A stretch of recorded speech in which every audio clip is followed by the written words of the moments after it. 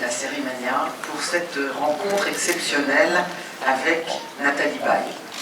Alors, je ne vais bien évidemment pas vous faire l'injure de résumer la carrière de Nathalie Baye. On sait tous que c'est une des très grandes actrices françaises, 50 ans de carrière. Elle a joué à chaque fois avec les plus grands, elle a pris des risques, elle a joué avec tous les grands noms qui ont fait le cinéma français. Et elle a 91 films à son actif, et elle est surtout une des premières actrices de son niveau à s'être lancée dans ce qu'on appelait à l'époque les séries télé, c'est-à-dire elle a fait ce passage à l'époque du grand au petit écran, parce qu'on lui a proposé des rôles qui l'intéressaient. Et l'un des premiers, c'était bien évidemment Les Hommes de l'ombre. Alors, elle va être avec vous pour cette rencontre exceptionnelle qui est animée par Jean-Pierre Lavoignat, qui est à la fois critique de cinéma, auteur, créateur du magazine Studio Magazine, et elle répondra bien sûr à vos questions. Je vous rappelle aussi que dans la journée, vous pourrez voir, alors c'est un de mes coups de cœur, je ne devrais pas dire ça, mais à 18h, une espèce de petit bonbon anglais, Magpie Murders. Donc s'il reste de la place, précipitez-vous. Il y aura l'Opéra saison 2 et il y aura une magnifique série en compétition israélienne, Fire Dance. Je vous remercie d'accueillir Nathalie Baye.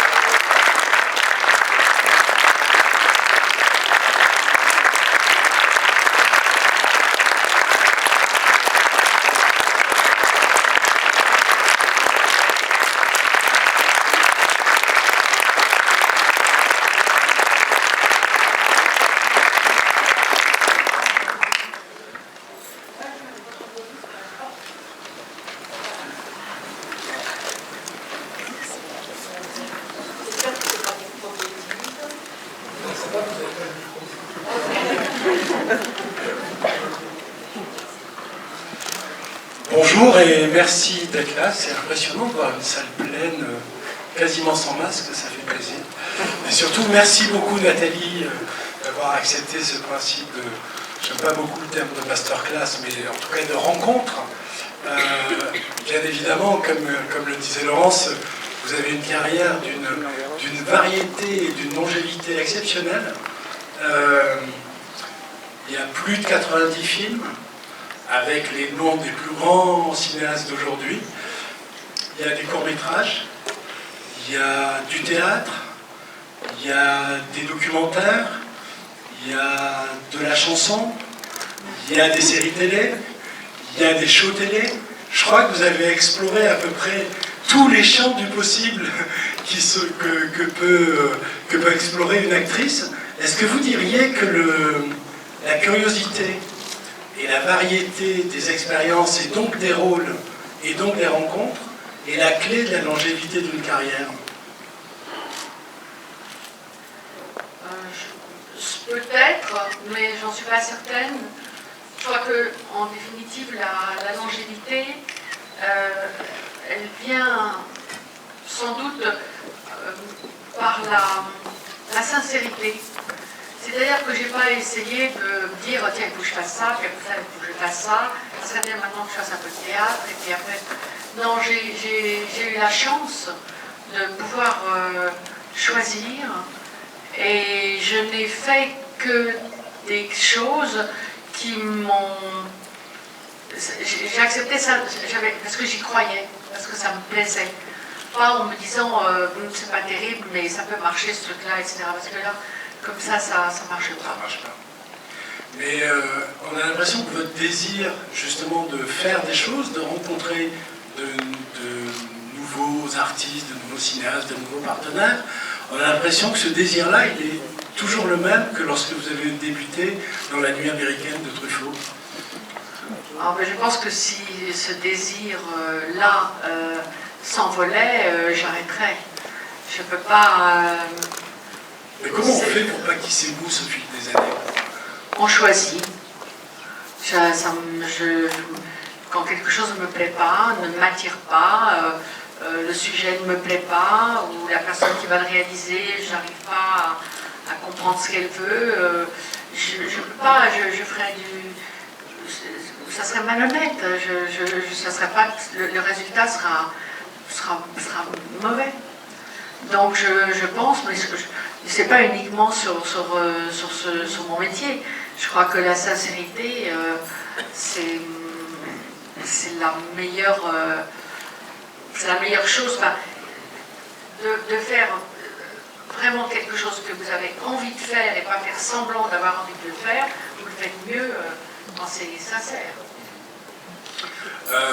Vous avez débuté très fort au cinéma, puisque vous avez commencé par La Nuit américaine de Truffaut, puis La Gueule ouverte de Maurice Pialat, mais votre carrière s'est vraiment envolée au tout début des années 80, puisque quand même, en moins de 2 ans, sont sortis dans la foulée Sauf qui peut la vie de Godard, Une étrange affaire de Ranier de Fer, Le retour de Martin Guerre de Daniel Vigne, La balance de Bob Swain, J'ai épousé une ombre de Robin Davis, si bien que vous avez réussi un triplé quasi historique, je crois, je n'ai pas vérifié, mais à mon avis c'est un triplé historique dans l'histoire des Césars. C'est que en 81, vous avez le César du meilleur second rôle pour Sauf qui peut la vie, en 82, le César du meilleur second rôle pour J'ai épousé une ombre, je crois, non, Une étrange affaire, pardon, et 83, César de la meilleure actrice pour La balance.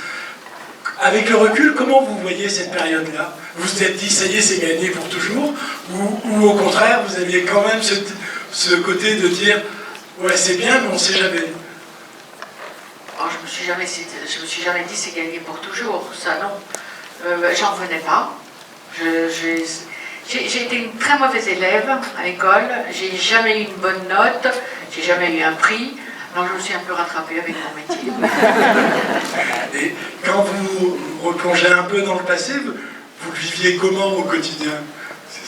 Il y a une chose qui m'a beaucoup aidée, c'est que je raconte toujours souvent ça, cette histoire, c'est que j'ai commencé par la danse. Par la danse, oui. La danse classique avec des Russes qui étaient toutes des peaux de vache. C'est épouvantable.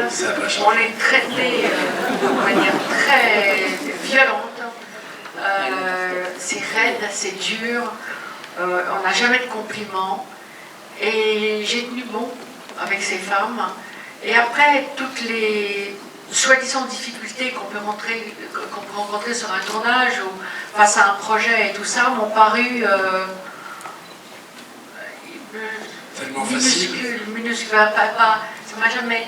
Donc je pense que grâce à cette période de ma vie, la fin de l'adolescence jusqu'à à peu près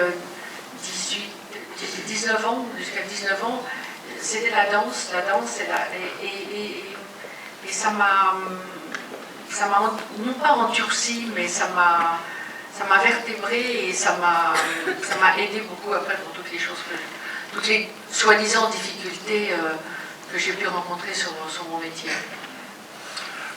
Je crois que c'est à peu près 23 ans après le César de La balance, vous avez eu un deuxième César de la meilleure actrice pour Le petit lieutenant de Xavier Beauvois. Et quand vous êtes allé le chercher, vous avez tenu un discours assez peu courant dans les manifestations publiques et dans les déclarations publiques des acteurs, c'est que vous avez dédié ce César à toutes les actrices, à celles qui étaient dans la salle, que vous avez qualifiées de privilégiées comme vous, aux débutantes qui ont peur, qui ont des doutes, mais tout particulièrement à celles qui ne travaillent pas, à celles qui sont dans le trou, à celles qui attendent le coup de fil qui ne vient pas. Pourquoi vous teniez à dire ça à ce moment-là? Parce que c'est la chose la plus difficile dans ce métier, c'est que c'est pas ça va, subitement on vous imagine dans tous les rôles, et puis après subitement on vous oublie, vous n'êtes plus dans le coup, et puis mais on s'accroche, et puis il y a de temps en temps un coup de téléphone pour un projet qui peut tomber à l'eau aussi, ou qui se fait, et c'est vrai que la chose la plus difficile dans ce métier, c'est qu'il n'y a pas de règles. On peut être très bonne dans un film, le film ne marche pas et puis on vous oublie. Et j'en ai connu des jeunes actrices de tous les âges, des actrices de tous les âges du reste, qui sont autant désireuses de faire ce métier que je l'étais quand j'ai commencé, et ça ne marche pas. Non pas parce qu'elles ne sont pas bonnes, il y a des filles formidables, enfin les femmes et les hommes du reste, qui sont formidables, et puis ça ne marche pas. Alors pourquoi? Parce que, je ne sais pas, c'est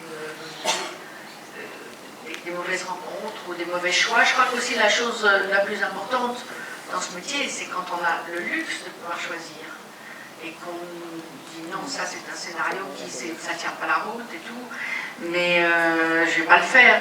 Mais quand on a besoin de travailler tout simplement pour vivre, on peut accepter quelque chose que vous ne trouvez pas extraordinaire, mais parce que vous avez travaillé. Et là, ça peut subitement, il n'y a plus rien après, quoi. C'est un métier qui n'a... En réalité, je trouve que de faire ce métier n'est pas quelque chose de très difficile quand on aime ça, de jouer la comédie. Mais la chose la plus difficile dans ce métier, c'est de vivre ce métier et savoir passer des hauts et des bas. Et il y a des acteurs formidables qui n'arrivent pas à tenir comme ça et qui arrêtent. Vous avez d'ailleurs dit dans une interview où on vous posait la question qu'est-ce qu'il faut pour durer et pour être une actrice qui a une bonne carrière ou un acteur, vous avez dit il faut le talent, il faut le travail et il faut le talent de vivre ce métier. Le talent de vivre ce métier, c'est... Tiens, je m'entends là. C'est ma doublure. Le talent de vivre ce métier, c'est... Ah là là, il y en a 3 là, je crois. C'est d'accepter les hauts et les bas, les moments où il n'y a rien. On dit non, le téléphone ne doit pas marcher, il y a un truc qui ne va pas, que ça ne sonne pas. C'est ce qu'il y a de plus difficile dans ce métier, c'est ça. Vous avez connu quelques courtes périodes où ça marchait un peu moins bien, et en même temps, sur le coup, vous n'avez justement pas travaillé, quoi. Vous n'avez pas accepté tout ce qui venait, et vous avez choisi un moyen assez malin de revenir, qui était de faire du théâtre, et du coup de retrouver à la fois le plaisir de jouer, mais c'est ce qui doit être le plus difficile presque, de dire non alors qu'on ne travaille pas forcément. Oui, mais je pense que de refuser quelque chose qui n'est pas que vous estimez pas de bonne qualité, qu'on ne sent pas, ou on se dit mais comment je vais aborder ce rôle-là, je ne comprends pas très bien, etc. Je crois que c'est plus dangereux que de dire non. Parce que si vous faites 3-4 fois de suite des erreurs comme ça peut être impitoyable comme retour. C'est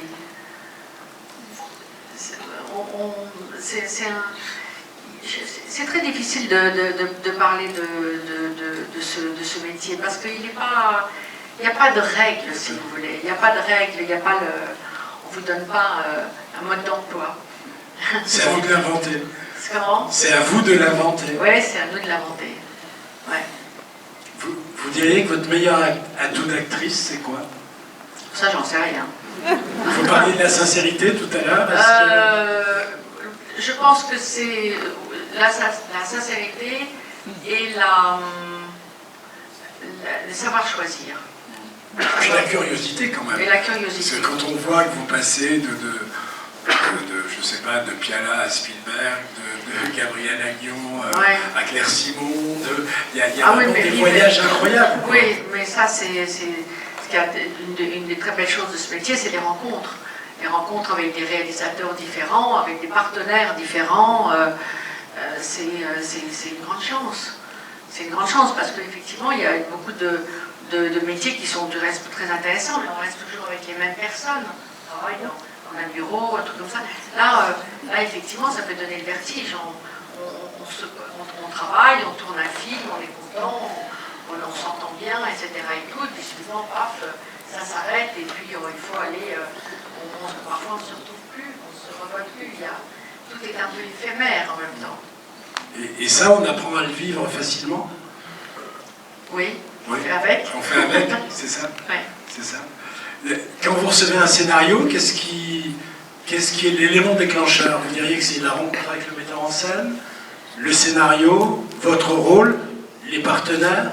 Alors le scénario en premier lieu et le réalisateur, oui.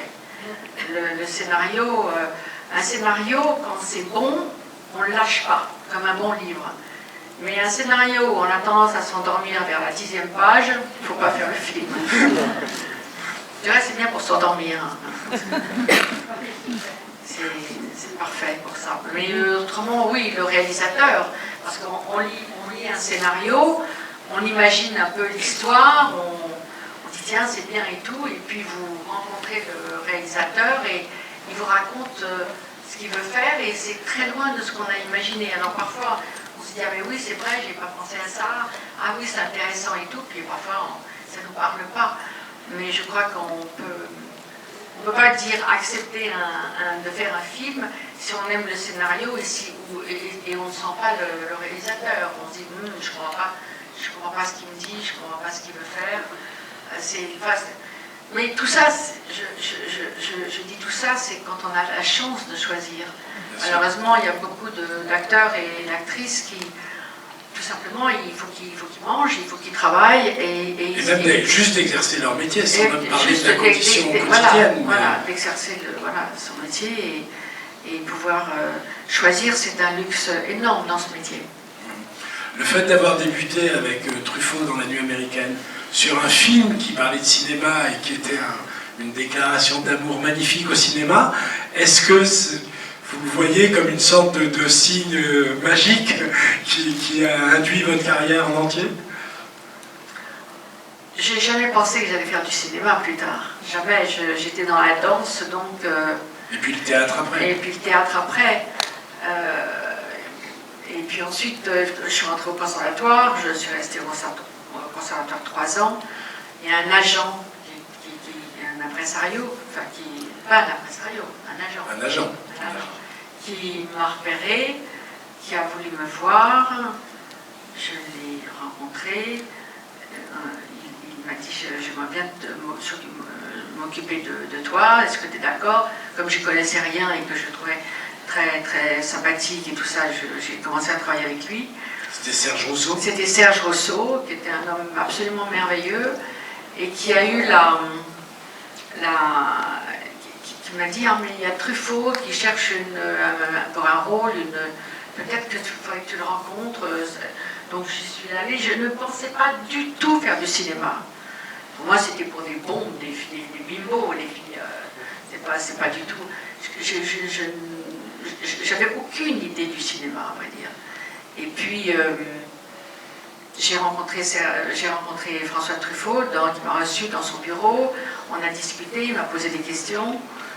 Il a été très gentil, mais il m'a dit non, malheureusement, je ne crois pas que ça va aller pour ce personnage. Je me suis dit, c'est pas grave. Voilà. Je me suis levée, puis il m'a regardé quand même, il m'a dit, ouais, revenez demain quand même. Donc je suis revenue le lendemain, et il m'a dit, on va faire une lecture. Alors, je suis venue, j'ai fait une lecture de 2 pages d'un scénario d'un film qu'il avait fait peu de temps auparavant. Et j'avais l'impression d'avoir lu comme un pied. J'avais le trac, peut-être, je ne sais plus. Et après, il m'a dit, vous serez ma Joël. Le personnage que s'appelait Joël. Joël, qui était la script girl. Et donc, voilà, la script girl. Et j'étais, je ne sais pas, j'ai même pas sauté au plafond, je ne comprenais pas, ça me paraissait tout à fait insensé. Et voilà. Et donc j'ai tourné dans ce film qui effectivement a été d'abord un moment merveilleux de ma vie, parce que je découvrais tout. Je découvrais ce qui se passait derrière la caméra, devant la caméra, comme je tournais, je jouais le rôle d'une script girl. C'était comme un jeu de miroir. Oui, un jeu de miroir, oui. Et c'était, et puis avec que des personnes de grande qualité qui faisaient partie de l'équipe, des acteurs formidables et tout ça. Non, vraiment, c'était c'est là où suivant, je suis tombée amoureuse du cinéma. Il y a, en dehors des films des années 80 que j'ai mentionné tout à l'heure par rapport au César et à l'envol vraiment à l'explosion de votre carrière, il y a des films régulièrement dans votre carrière qui ont marqué des sortes d'étapes un peu comme ça. Il y a Un week-end sur deux de Nicole Garcia par exemple, où tout d'un coup on vous découvre interpréter un rôle nouveau de femme pas forcément rassurante, pas forcément... Après il y a le petit lieu, il y a Vénus Beauté de Tony Marshall, où tout d'un coup, pareil, vous renouez avec le public, avec un rôle où on ne vous attendait pas, puis Le Petit Lieutenant, puis, alors forcément, entre tous ces films-là, il y a plein de très bons films et de très grands films. Mais moi j'ai l'impression, quand je regarde votre filmo, ces films-là, c'est un peu comme des bornes. Et il y a, je dirais, juste La fin du monde de Xavier Dolan. Il y a des choses, est-ce que vous le sentez comme des étapes ou pas forcément? Ça peut être un point de vue totalement journalistique et un peu trop schématique. Hein. Oui. Merci Nathalie. C'est beaucoup plus simple que ça. C'est-à-dire qu'effectivement, le film de Nicole Garcia, d'abord c'était un scénario qui était formidable. Et c'est très intéressant de se faire diriger par une actrice. Mais d'ailleurs, dans ceux que j'ai cités, il y a quand même il y a deux actrices réalisatrices. Il y a Nicole Garcia, Tony Marshall, et il y a un acteur-réalisateur qui est Xavier Beauvois. Oui. Et même Xavier Dolan, d'ailleurs. Xavier Dolan, les quatre, en fait, c'est ça. Et le film que j'ai tourné avec... ça y est, non, c'est au moment... Avec Tony Marshall? Non, Les sentiments de Noémie. Et vous avez Milovski, oui. Réalisatrice. Bien sûr. Non, mais vous en avez tourné pas mal avec des acteurs-réalisateurs et des actrices-réalisatrices. Ouais. Et on parlait de curiosité tout à l'heure. Vous avez, dans les 90 films à peu près que vous avez tournés, je n'ai pas fait le compte exact parce qu'on s'y perd, il y a quand même une quinzaine de premiers films, oui. Ce qui est quand même bien. Et il y a presque autant, un peu moins, une grosse dizaine de films réalisés justement par des femmes. Et presque autant de films réalisés par des acteurs-réalisateurs, des actrices-réalisatrices. Donc on voit bien que vous explorez tous les champs des possibles. Enfin, rien ne vous fait peur, en fait. C'est ça que je voulais dire. Non. Ah si, je peux avoir peur de plein de trucs, mais pas ça. Non. Qu'est-ce que vous voulez? Je risque quoi? De faire un navet, ça arrive à tout le monde. De me tromper. Non, à partir du moment où... Et puis, en amont, quand même, les personnes qui me proposent des films, que ce soit Nicole ou des personnes... on discute beaucoup ensemble, il faut quand même qu'on apprenne à se connaître, etc. Mais je ne choisis pas un film parce que c'est une femme réalisatrice ou parce que... Non, je choisis d'accepter un film parce qu'il y a un ensemble des choses qui m'intéressent et qui me... Au contraire, je suis curieuse, j'aime bien rencontrer des gens très différents les uns des autres, c'est passionnant. Puisque je parlais de Juste la fin du monde de Xavier Dolan, vous avez ces dernières années joué des mères quand même un peu singulières. Ah, ça c'est... Aussi bien par exemple dans les films de Xavier Dolan, que ce soit Laurence Anyways et Juste la fin du monde, mais aussi dans le film de Nicolas Maury par exemple. Pourquoi, selon vous, ils ont pensé à vous pour ces rôles-là? J'aurais dû leur poser la question. Avec Xavier Dolan, c'était une rencontre. Je devais aller à Montréal pour aller présenter des films, je crois, un film. Et il m'a contacté en disant qu'il aimerait bien me voir. Donc on s'était donné un rendez-vous, j'ai vu arriver ce tout jeune homme, assez petit, avec son beau visage comme ça, et il m'a dit voilà, j'ai un scénario, j'aimerais que vous jouiez dedans, et je voudrais vous le donner pour me dire ce que vous en pensez. J'avais vu son premier film, qui s'appelait comment déjà? Comment j'ai tué ma mère. Ah voilà, Comment j'ai tué ma mère. J'ai tué ma mère. Bravo. Hein. Parce qu'à la même époque, il y avait un film du fils de Claude Miller qui s'appelait Comment voilà. j'ai pas tué ma mère ou un truc comme ça. Ouais. J'ai tué ma mère. Et donc j'ai rencontré j'ai lu les scénarios que j'ai trouvé excellents et je lui ai dit sans hésitation que j'étais partante. C'est sur l'instinct, j'ai envie ou j'ai pas envie, quoi. Je sais pas, je fais pas des calculs.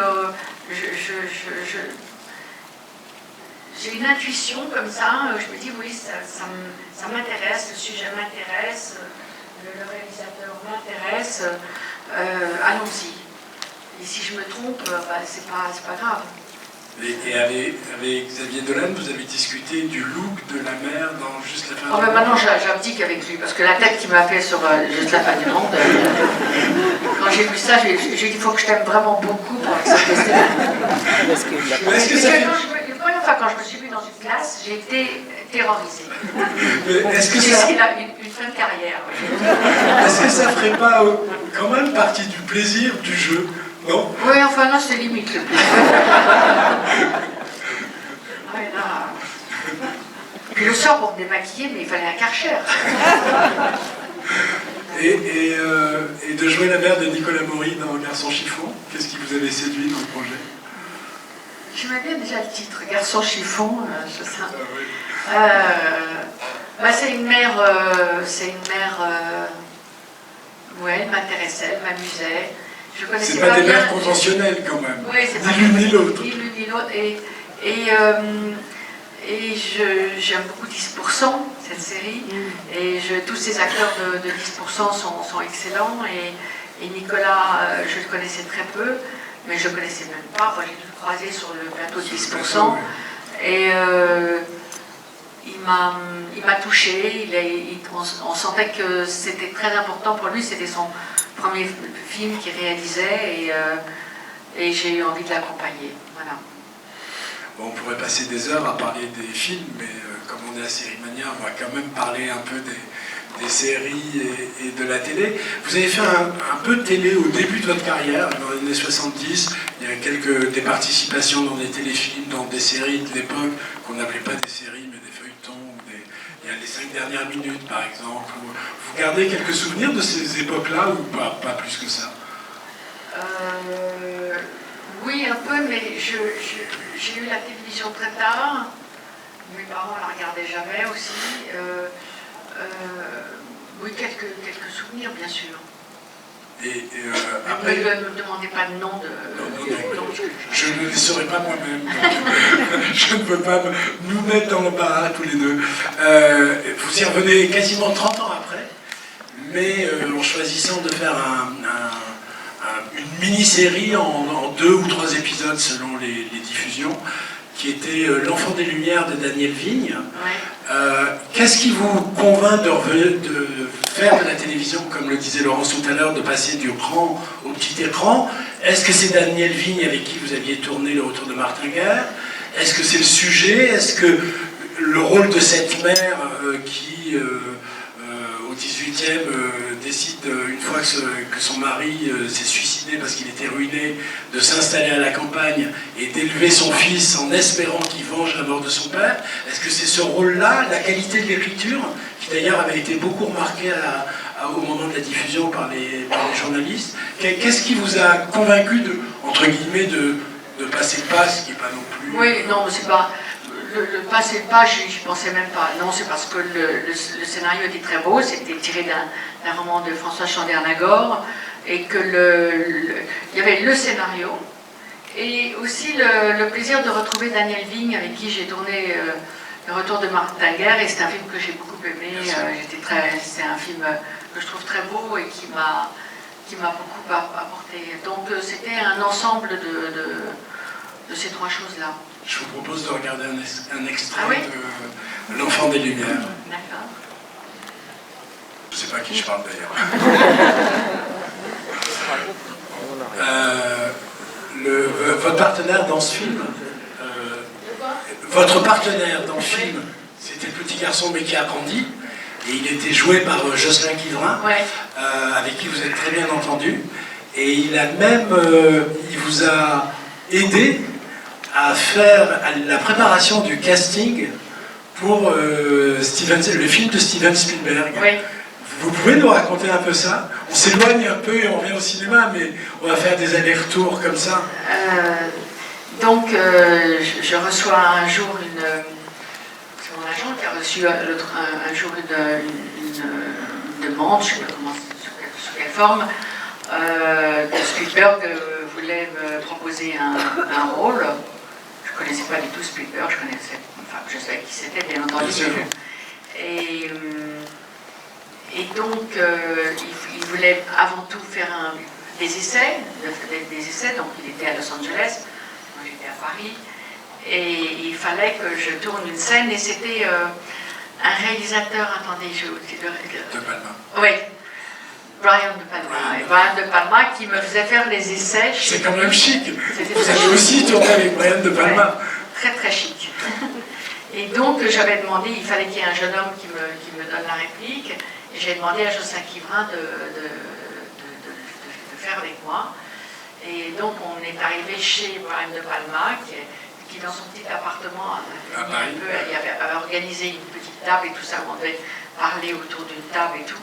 Et donc j'ai fait ces essais qui ont été envoyés à Los Angeles, et j'ai appris peu de temps après que j'avais été choisie, et j'étais très contente. Justement, quelques souvenirs de ce tournage-là, de Catch Me If You Can. Vous arrivez, vous êtes la mère de DiCaprio, vous vivez avec Christopher Walken, il y a Tom Hanks qui vient vous voir. En toute simplicité. Est-ce que ça vous amuse? Est-ce que ça... Vous avez le trac comme... Ouais, au début, ça ne m'amuse pas du tout parce que j'ai le trac. Hein. On a le trac quand on arrive sur un... Déjà, quand on arrive même dans un film en France, etc., les premiers jours, c'est toujours... oui, on a peur de... Enfin, moi j'ai peur de ne pas être à la hauteur, je connais personne. Enfin, en France, je connais déjà pas mal dans les techniciens, etc. et tout, mais enfin, on ne connaît pas fatalement tout le monde. Donc, il y a toujours une appréhension de ne pas être... Oui, de pas... de pas être à la hauteur du projet du réalisateur. Mais Steven Spielberg, c'est une montagne comme réalisateur. Mais comme souvent, les très très grands sont d'une grande simplicité, d'une grande gentillesse. Hein, et il m'a mis... je vais vous raconter une petite anecdote. Allez-y, vous êtes là pour ça. Le premier jour, c'était pour venir faire des essais. Ils étaient en plein tournage, mais j'avais 1 ou 2 essais à faire de costumes, je ne sais plus. Et donc je sors de ma caravane, on m'avait appelé pour ces essais, et je sors de la caravane, c'était dans un endroit un peu comme un grand studio, mais il y avait des caravanes. Je sors de la caravane, et en sortant, je tombe sur quelqu'un, et je j'arrose entièrement avec le verre que j'avais dans la main. Et c'était Spielberg. C'était un cauchemar, quoi. Mais non, c'est pas il a été, on a ri, il a été adorable, et du coup, j'ai plus le trac. Il a été vraiment formidable. Et donc cet homme, qui était une légende dans le cinéma américain, il est très naturel. Quand on tourne une scène et il est content, il vous prend dans les bras, il vous fait tourner. Les acteurs aussi, que ce soit DiCaprio ou Christopher Walken, aussi formidables. Ils m'ont considérablement facilité la tâche, et ils ont été vraiment de grande gentillesse. Alors, Spielberg avait dirigé Truffaut dans Rencontre du troisième type, j'imagine qu'il a dû vous parler de lui. Oui, je suis à peu près persuadée aussi qu'il avait envie d'avoir une actrice qui avait travaillé avec Truffaut. Oui, puisque on a parlé de la nuit américaine, mais vous avez fait aussi L'homme qui aimait les femmes, et surtout La Chambre verte, qui est un de ses films les plus personnels, et où vous êtes vraiment son alter ego, son partenaire principal. Et, mais ça devait vous changer quand même l'ambiance du tournage et tout ça, ou pas du tout? Non, c'est-à-dire que c'est gigantesque, c'est gigantesque. Puis de temps en temps, il avait des amis qui venaient le voir. Alors un jour, il y a Barbara Streisand qui arrive comme ça, qui vient vous parler, etc. Parce que son mari était acteur, et il tournait avec moi. Enfin, on avait une scène ensemble. Je crois même que c'était mon mari dans le film. Oui. Comme vous, on parle de cinéma international, américain ou américain. Le prochain film dans lequel on va vous voir, et c'est aussi l'endroit pour en parler, puisque c'est Downton Abbey 2, une nouvelle ère, qui va sortir le 27 avril, de Simon Curtis. Vous connaissiez la série? Je ne la connaissais pas. Et vous l'avez regardée? J'ai tout regardé d'un coup. Ah, tout d'un coup? Tout d'un coup. Et c'est drôlement bien. Ça vous a plu? Ah oui, mais alors j'avais vraiment de trac parce que tous ces acteurs anglais qui sont absolument magnifiques, tous, et d'arriver comme ça, ils travaillent, ils jouent ensemble depuis très longtemps, c'est une vraie famille et tout, et là vous arrivez comme un... C'est très difficile, quoi. Et ils ont été incroyablement chaleureux, ils m'ont énormément encouragé, ils ont été magnifiques. C'est des grands acteurs très professionnels et vraiment, je les remercierai jamais assez d'avoir été, parce que c'est quand même, quand on arrive sur un tournage et on connaît personne, bon, mais ça fait partie du jeu, mais eux, c'est des acteurs qui jouent ensemble depuis des années, c'est vraiment une famille, quoi. Et vous arrivez, là, vous connaissez personne, c'est pas simple. Et ils m'ont vraiment aidé. Vraiment. Mais vous n'avez pas rencontré Maggie Smith? Non, elle était pas là, elle n'était pas dans ce... Non. J'aurais bien aimé. Ouais, on pourrait dire qu'elle a une carrière un peu comme la vôtre. Oh, il faut Ou que vous avez une carrière... Si, il y a une sorte de variété et de longévité qui est assez étonnante quand même. Et de tous les genres, pareil, du cinéma populaire, du cinéma du théâtre classique. Mais ça, il y a une chose qui facilite considérablement la tâche, c'est qu'on donne la chance de faire quelque chose qu'on aime. Et ça, c'est une grande chance.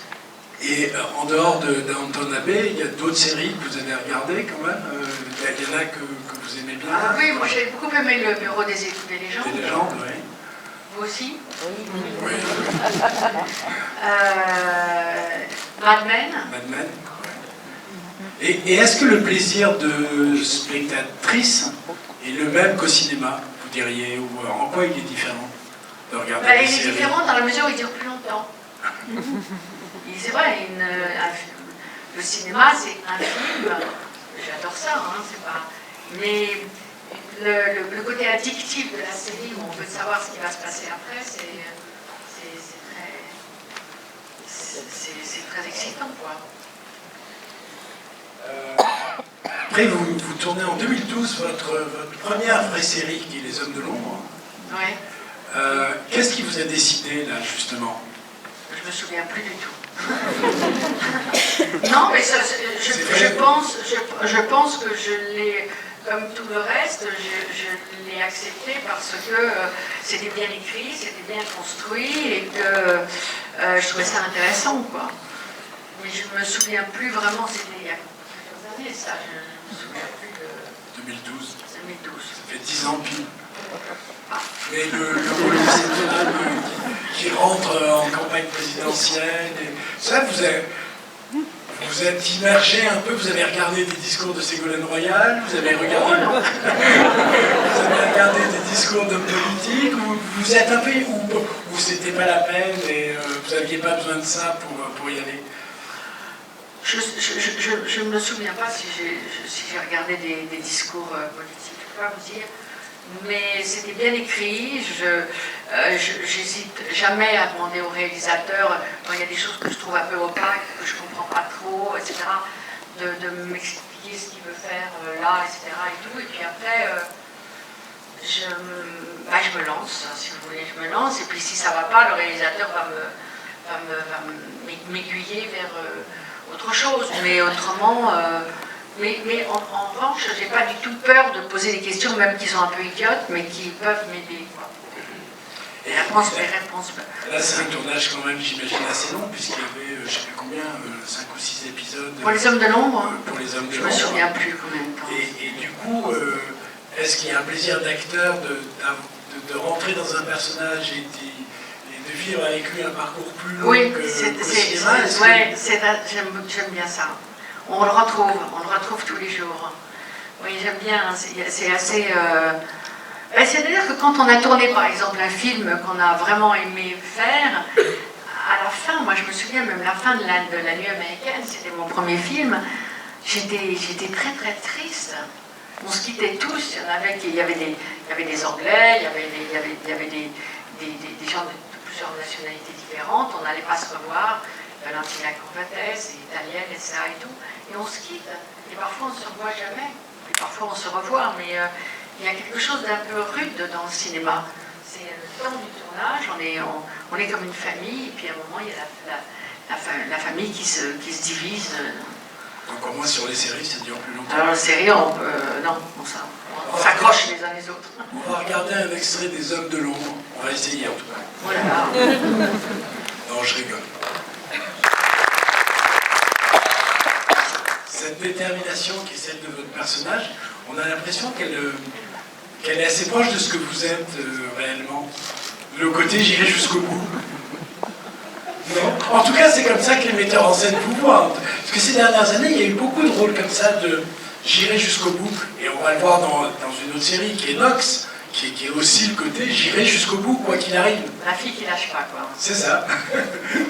Peut-être non. En réalité, j'ai jamais pensé, j'ai jamais essayé de dire tiens ça, voilà, ça, je pourrais être ça, ou etc. Je me sens, moi j'ai ma vie, et puis il y a un rôle qu'on me propose. J'accepte, je joue, mais j'essaye pas de me mettre à la place de ce rôle-là. J'ai un dédoublement total, quoi. Je vois pas dans quel film, par exemple, je me suis retrouvée, ou je me suis... ça m'intéresse pas, à vrai dire.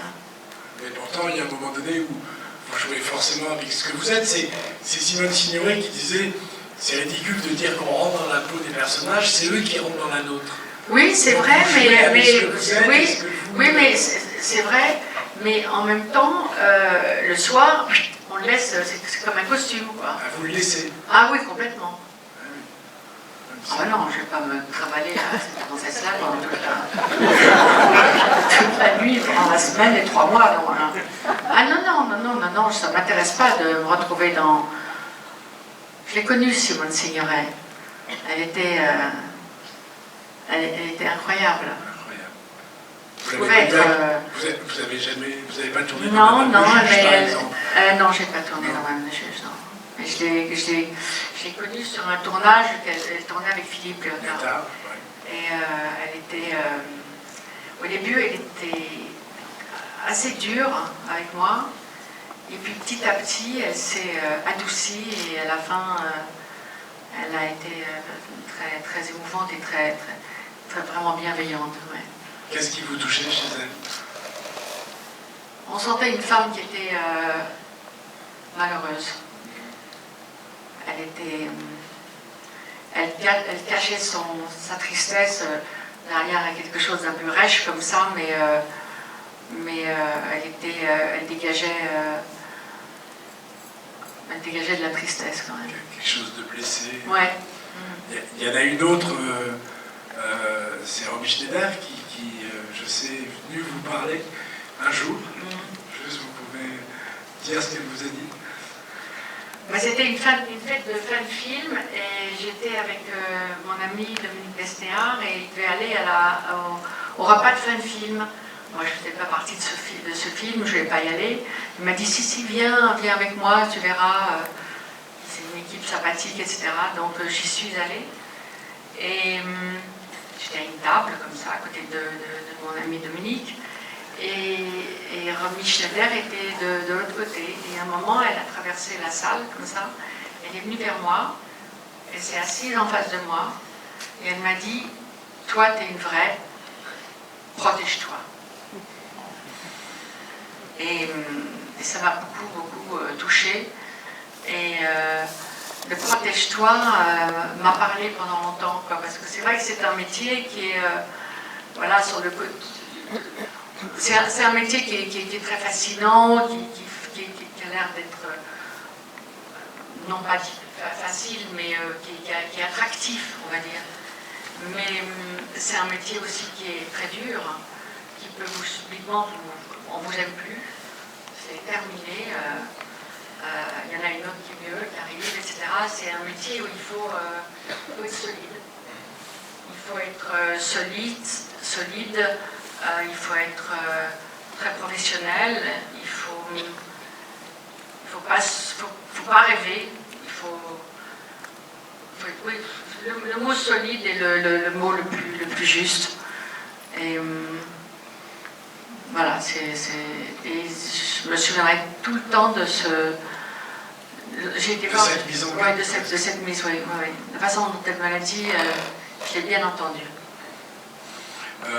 Puisqu'on parle de Signoret ou Schneider, quand vous avez commencé, il y a des actrices qui vous épataient, qui vous... Oh, oui, certainement, mais j'étais pas... Je ne...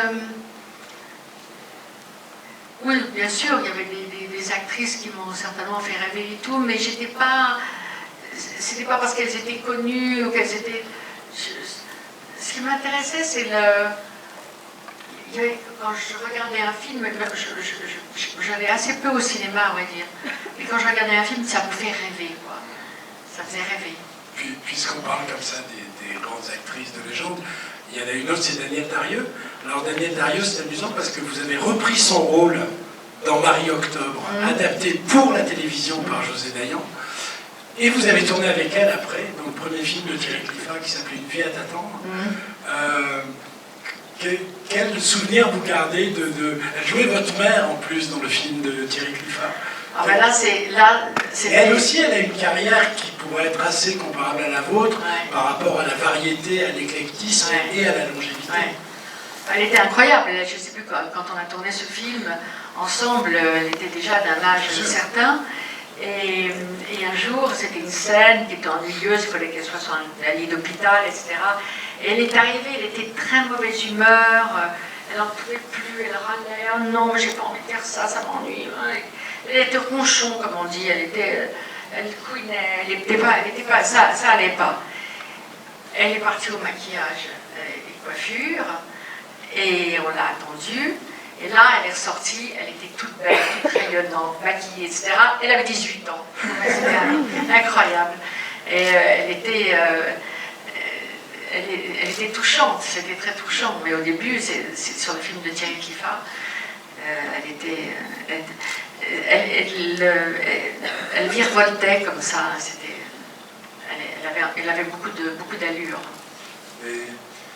Des vieilles actrices, on va passer aux jeunes acteurs. Et là, juste vous avez tourné à la fois avec Jocelyn Quivrin et Gaspard Ulliel. J'imagine que leur disparition à l'un et à l'autre a dû vous toucher beaucoup. Ah oui, Jocelyn, c'était un acteur merveilleux. Vous avez fait un court-métrage avec lui, son seul court-métrage. Vous jouez une directrice de casting horrible. Ah oui, je me souviens pas de ça. Mais c'était un type merveilleux, et je me souviens quand il nous rejoignait sur le tournage, il arrivait avec une moto énorme, etc. J'ai dit, mais pourquoi tu prends des trucs comme ça? Il adorait des fous de vitesse.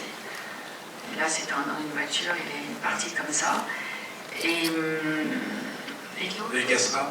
Ah, moi, Gaspard Ulliel, c'est aussi tout aussi affreux. C'est que c'était un homme. Enfin, moi, j'avais tourné juste la fin du monde avec lui. Et c'était un partenaire absolument merveilleux, un acteur merveilleux. Un bel homme qui avait son petit garçon et voilà, qui est parti comme ça d'une manière... Vous avez une scène magnifique dans le film d'échange entre... Parce que c'est un film très éclaté, et où on saisit des émotions et des sensations presque comme un kaléidoscope, mais il y a au moins une très très belle scène avec lui. Dans Juste la fin du monde, et c'était un partenaire qui jouait vraiment avec vous, il était humble, il était attentif, généreux dans son jeu. C'était un homme de grande qualité, et c'est une injustice assez affreux, quoi. On parlait des séries, de la différence entre les séries et le cinéma. Vous parliez aussi du plaisir de s'immerger dans un personnage et de vivre avec lui. Mais il y a la contrepartie qui est la rapidité du tournage. où apparemment il faut tourner très vite et faire plutôt 6 minutes ou 10 minutes utiles que 2 ou 3 au cinéma. Est-ce que c'est un rythme auquel vous vous adaptez facilement? Parce que je sais que vous aimez travailler pas mal en amont, que vous aimez les lectures les lectures à haute voix avant le tournage. Là, j'imagine que sur les séries, on ne peut pas faire ça. Si? Je ne sais pas si sur les séries, j'ai fait des lectures, effectivement. Je ne me souviens pas de ça, sans doute pas. Mais enfin, une série qui est bien, où il y a une belle série, quand même, on donne du temps au temps. Hein. Je veux dire qu'on peut pas. C'est pas parce que c'est une série qu'il faut bâcler à la préparation et si ça va pas, on peut pas recommencer, etc. Non, il y a quand même. Enfin, tout ça, tout dépend de la production. Alors, je parlais tout à l'heure de femmes déterminées qui vont jusqu'au bout.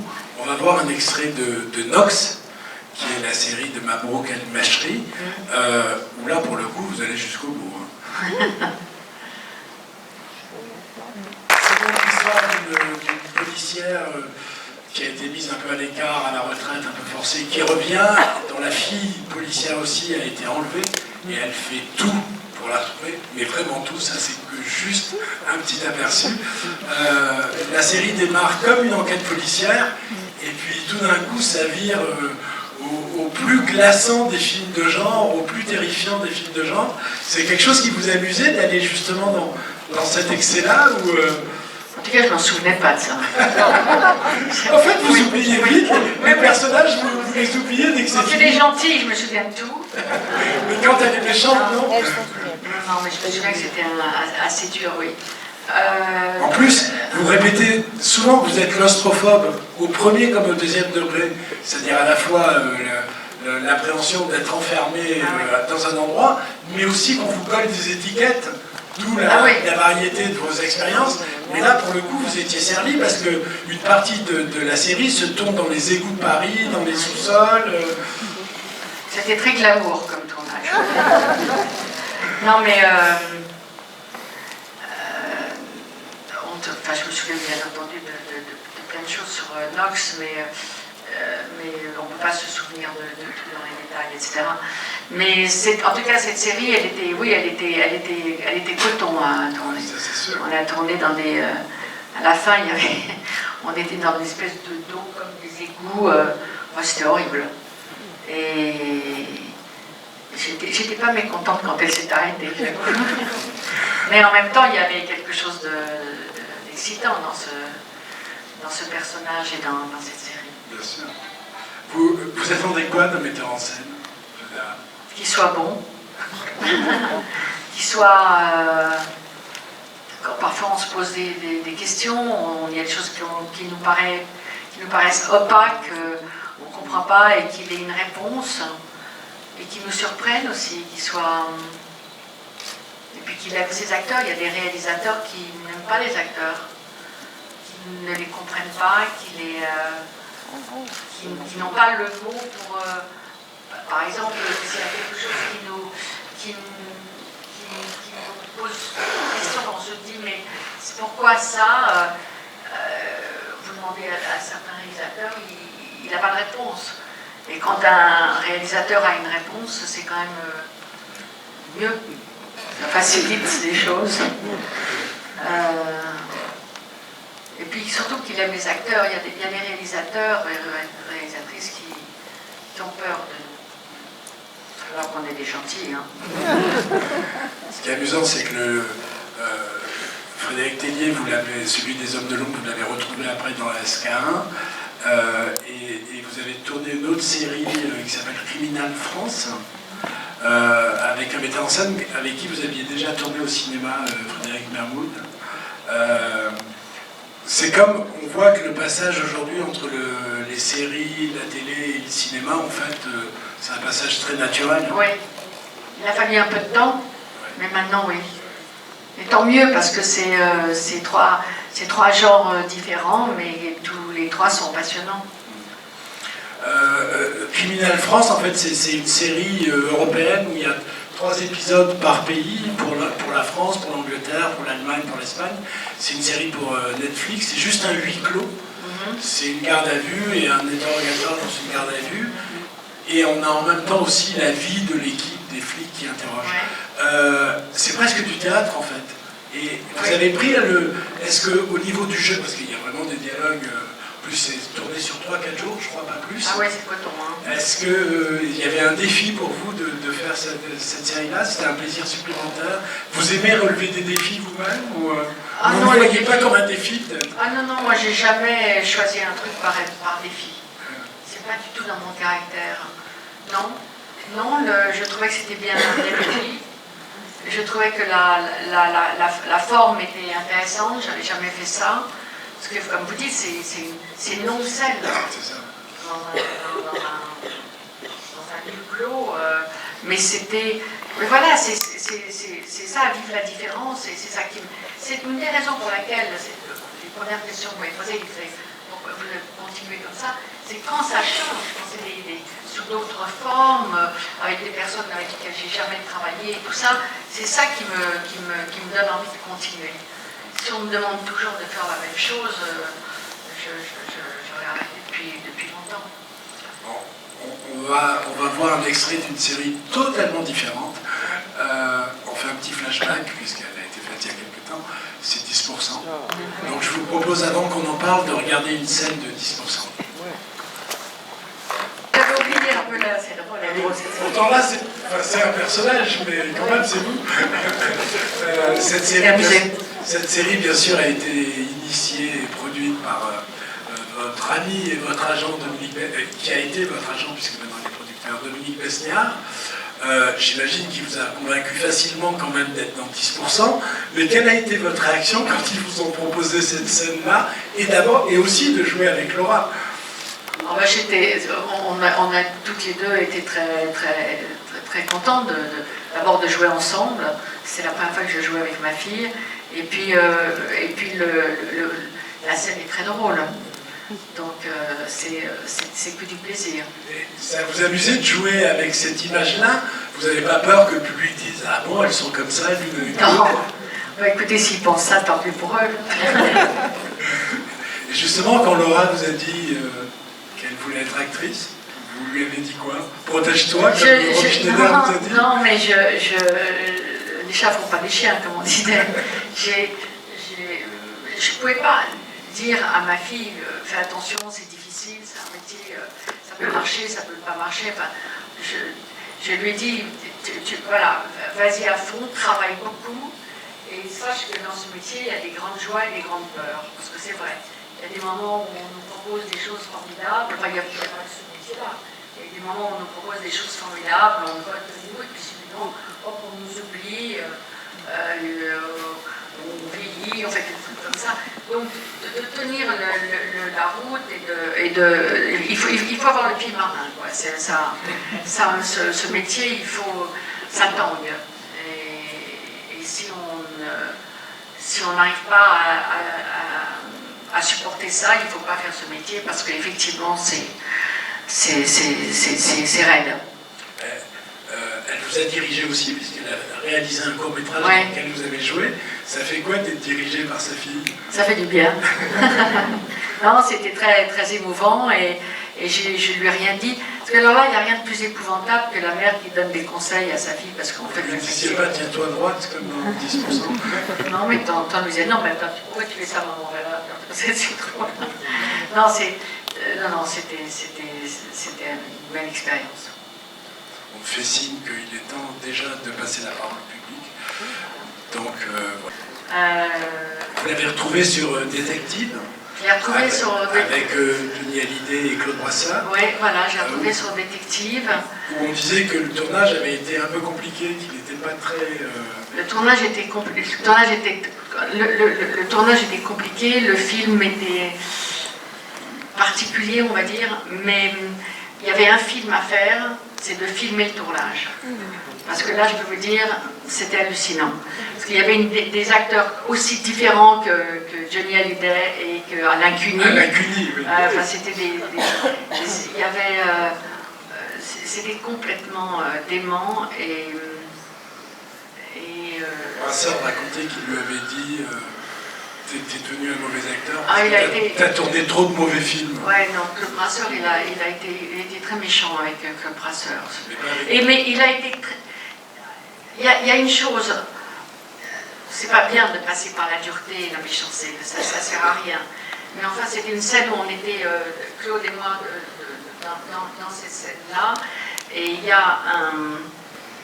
Et Claude Brasseur jouait le personnage d'une manière un peu fringante comme ça.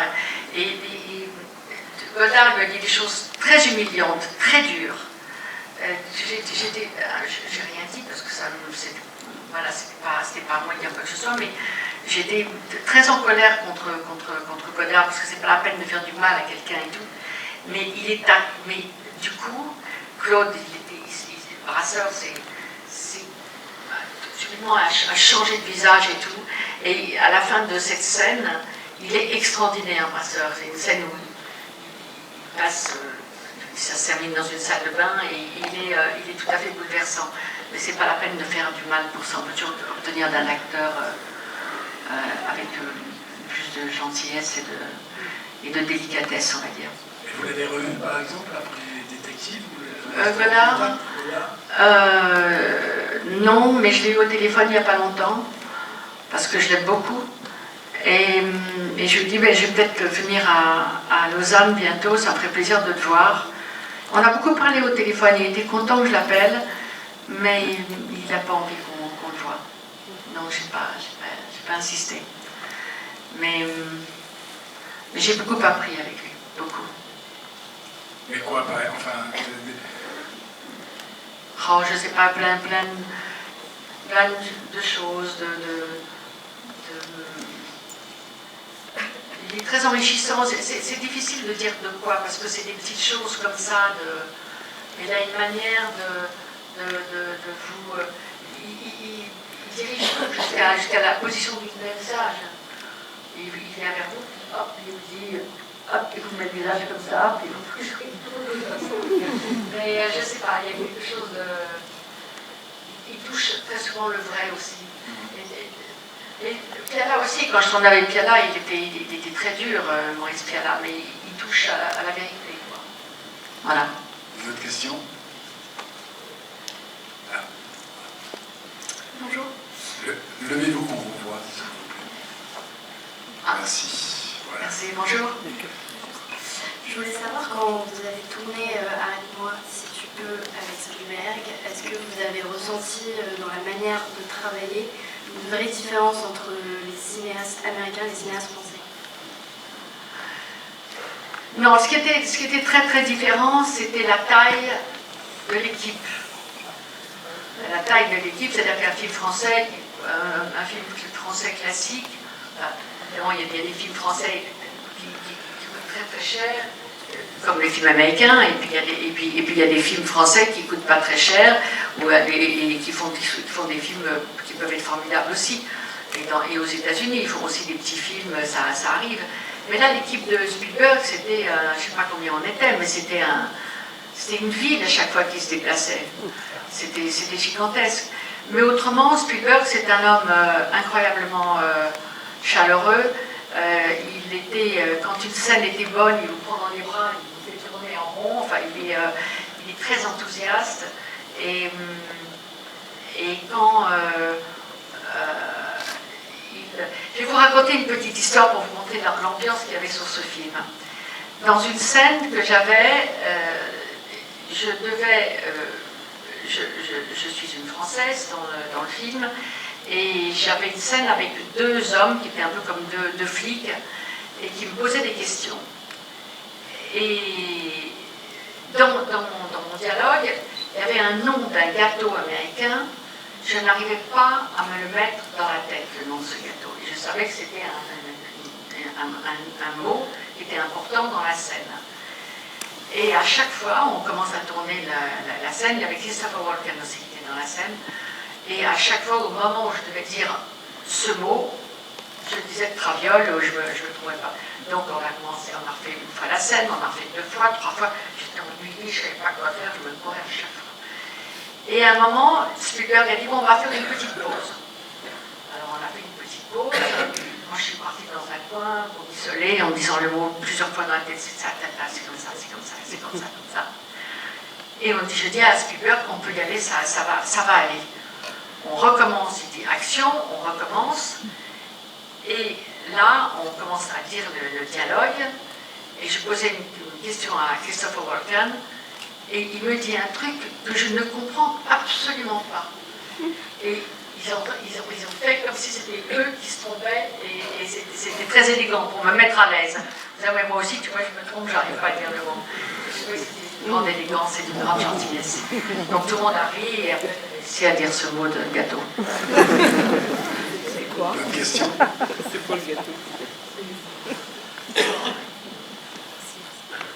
Voilà. Un peu plus bas. Ah oui, sinon il y en a une autre avec la jeune fille en blanc. Ah, allez-y.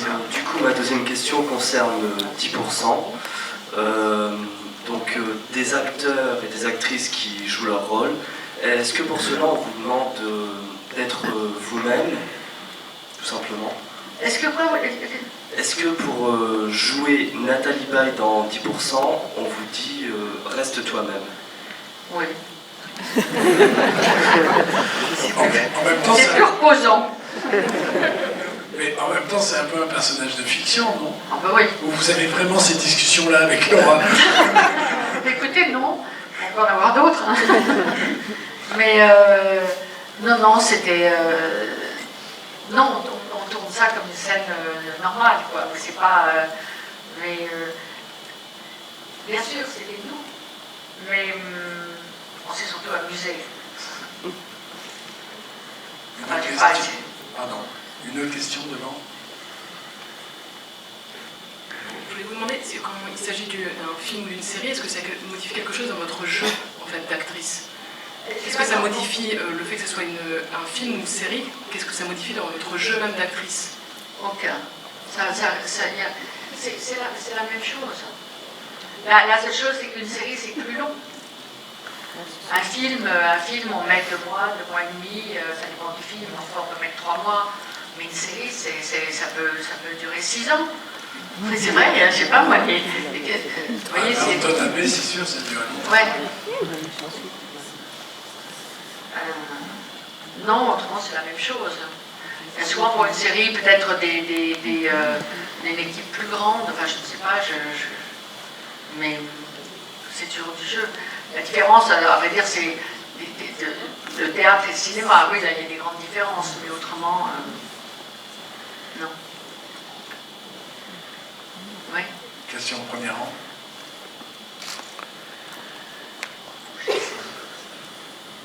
Bonjour, merci beaucoup, c'était très chouette de passer ce moment avec vous. Est-ce que vous avez d'autres projets pour la télé, de séries Oui, je vais dans un mois à peu près commencer un nouveau tournage qui est une comédie. J'aime beaucoup aussi jouer dans les comédies et c'est la deuxième partie du film de Philippe Lachaud, Alibi.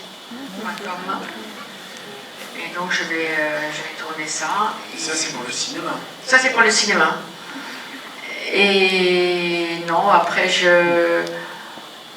non, là j'ai ce projet-là pour le moment.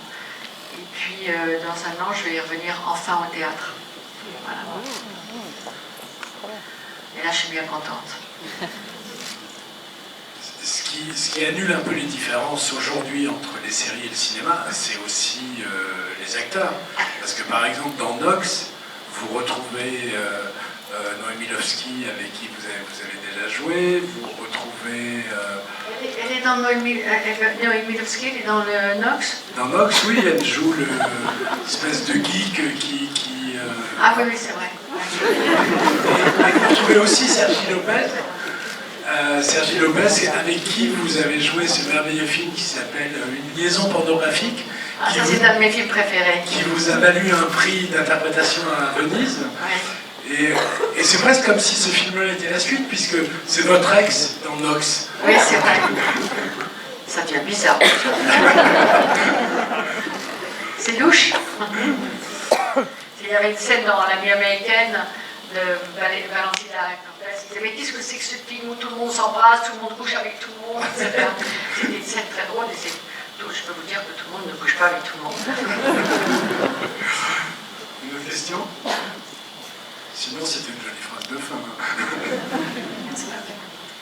Moi, je voulais juste vous demander, parce que vous avez dit que vous préfériez lire les scénarios avant de travailler avec un réalisateur, mais est-ce que vous seriez capable d'aller à l'aveugle, on va dire, avec un réalisateur, par exemple Xavier Dolan, juste en lui faisant confiance, on va dire, sans avoir lu le scénario à l'avance?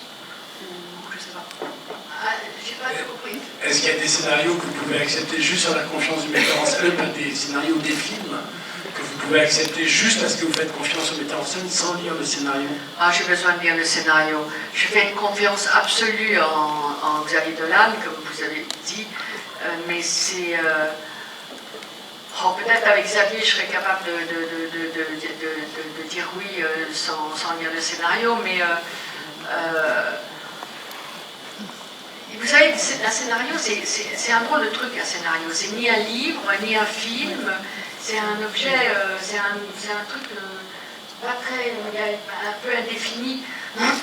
C'est un outil de travail, en fait. C'est un outil de travail, et il est certain que quand on a... Une fois qu'on a lu le scénario, et quand on voit le réalisateur, excusez-moi, on a besoin de poser des questions, parce qu'il y a des choses peut-être qui peuvent nous échapper, et d'avoir une réponse. Mais non, il faut lire le scénario. Ouais, j'ai jamais dit oui sans scénario. On ne tombera jamais avec Claude Lelouch, alors? Non, jamais.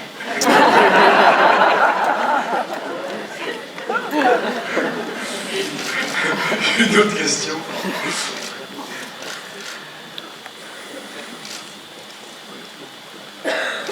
Bonjour, merci d'être là. Vous avez tourné avec Godard et puis avec Truffaut, et qui était quand même assez, entre guillemets, ennemi au cahier du cinéma. Et donc je voulais savoir si vous avez senti ça vis-à-vis des tournages. Merci. La question s'ils étaient ennemis, si j'ai senti ça, je travaillais pas avec les deux ensemble. Ça aurait fait un très bon film. Écoutez,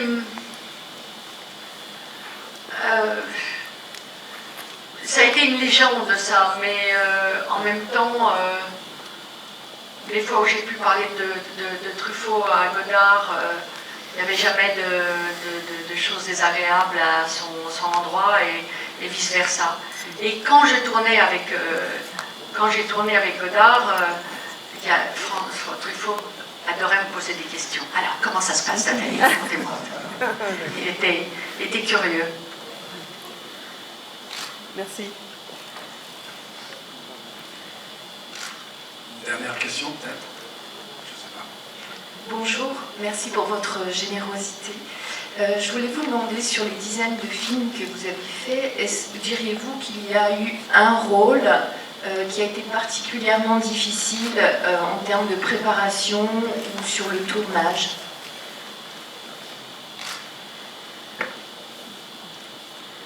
Il y en a certainement eu, mais si c'était des mauvais souvenirs, ils se sont effacés. J'ai pas de modèle. Oui, il y a eu des tournages plus difficiles que d'autres, bien sûr. Ce qui est très pénible, c'est surtout quand il n'y a pas d'entente avec un réalisateur ou avec un acteur. Moi, j'arrive pas à travailler dans le conflit. Dans le conflit, j'y arrive pas. Mais je sais pas. Vous voyez la question, je comprends très bien cette question-là, mais c'est pas pour ne pas me taire et ne rien dire, mais je n'ai pas de souvenirs là.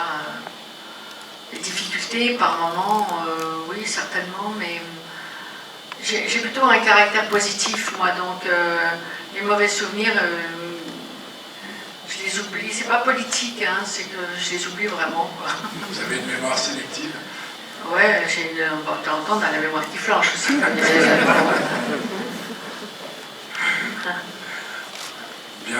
écoutez, merci beaucoup. Merci à vous.